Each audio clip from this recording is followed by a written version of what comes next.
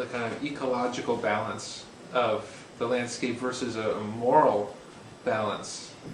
Yeah. Is that what you're referring to here? I think so. I think so. I mean, I think that Like a good landscape was a cultivated landscape. Exactly. I think there was a real feeling that, you know, that the Garden of Eden was a garden. You know, there's a lot of kind of Christian imagery around all of this in a place like New England, where, you know, they'd hearken back to the Garden of Eden, and that wasn't the wilderness of Eden. You know, it was a garden, and a garden is a created landscape by definition. And I think that English settlers had come to New England wanting to make New England a garden, wanting to make it into one big farm, you know.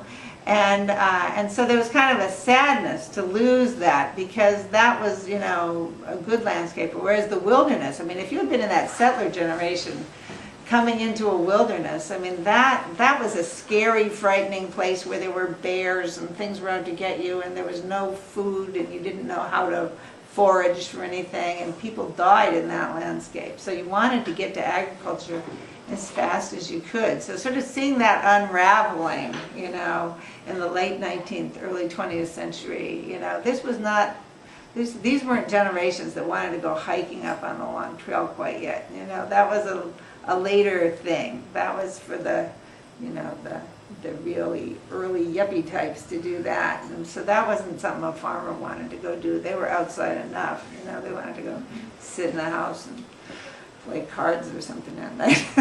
Well, moving to the sort of later period of time, the post-World War II, the sense of identity is a strong theme in your book, and it's also a really strong theme in South Burlington, and in our documentary at least, because South Burlington kind of suffers from a lack of identity, because it's separated from Burlington in the 1860s, and they've never had a town center.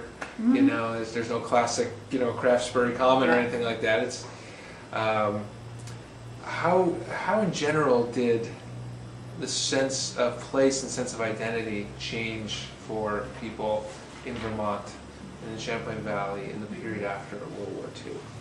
Well, you know, it's funny just thinking about South Burlington and the fact that it didn't have a center. I mean, it's, you know, Vermont was founded, you know, quite a bit later than southern New England. And so it's kind of interesting in that Vermonters came up and you know, settled on widely scattered farms. You know, in the 17th century, settlers came over and they lived in a village, and the farmers went out from the village, and there was always a community. But in Vermont, that sort of fell apart. And so people were, you know, living kind of scattered out on all these farms. But most places had a kind of a, you know, a village developed to serve those farms, because not everybody was cut out to be a farmer, and you needed a church, you needed a school, you know, so little centers developed.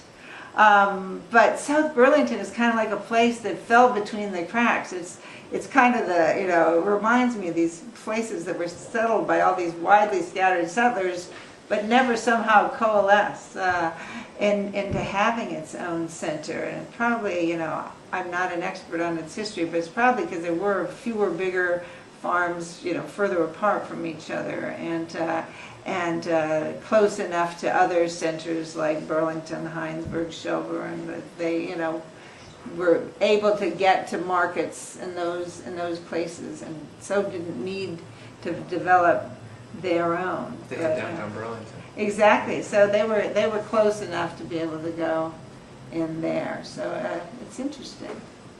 Do you think, is that something that South Burlington is dealing with today?